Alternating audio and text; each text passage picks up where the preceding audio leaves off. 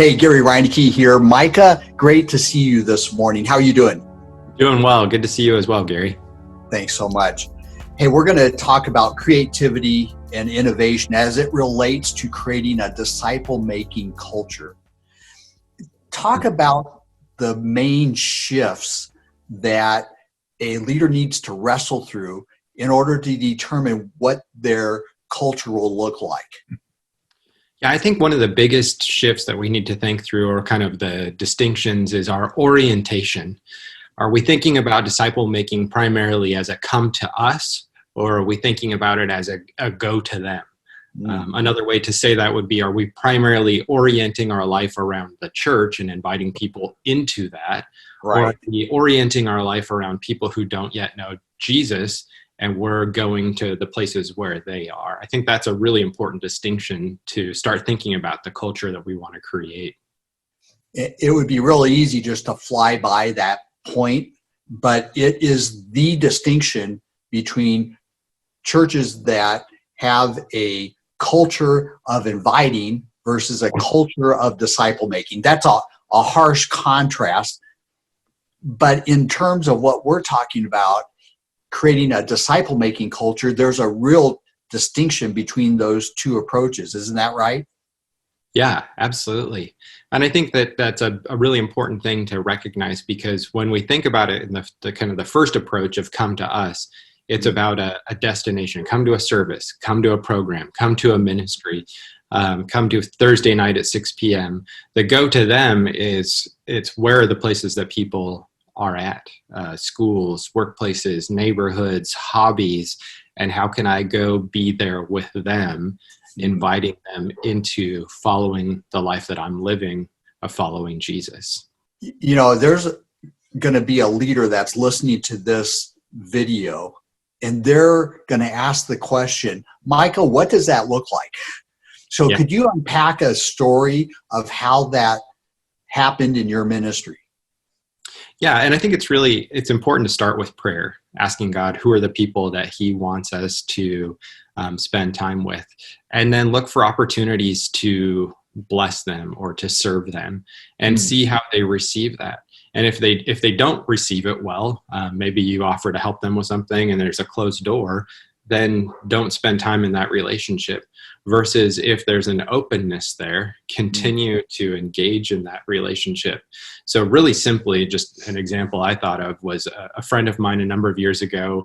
I discovered that he liked to run. I like to run. So I would invite him to go on a run. And then he started reciprocating. So he would invite me to go for a run and we would have conversations. And initially he wasn't spiritually open. But through that process, there was an openness of relationship that emerged.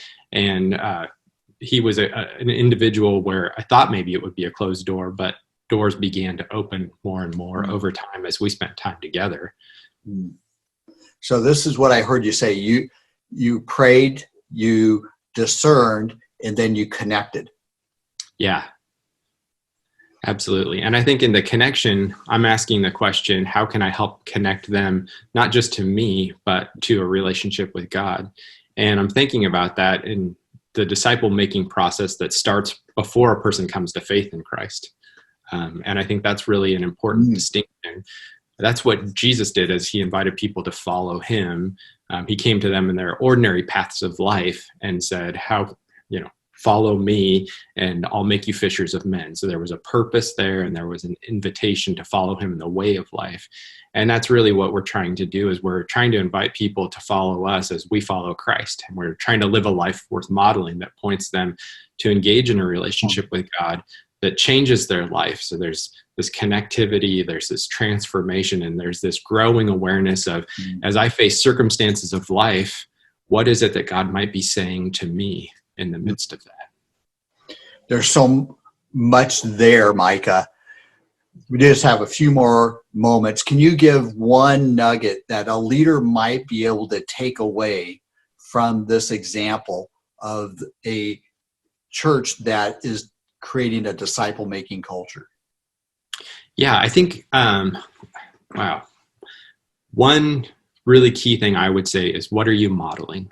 And invite other people into that. And what I mean by that is, If you're modeling hospitality in your neighborhood, invite other leaders to watch you do it, not because you want their help as you're throwing a neighborhood barbecue, but you're trying to help them see, hey, you could do this too. You could throw a neighborhood barbecue. You could have people over for coffee. You could go to those 2 or 3 people that maybe God puts on your heart as you're praying, and intentionally orient your life around them, which is it's a big paradigm shift. And it's one of the things I think that's a opportunity for us in this cultural moment right now. As churches can't gather, we can, as the church, go to people and serve and love and model that as leaders as we're trying to implement that culture.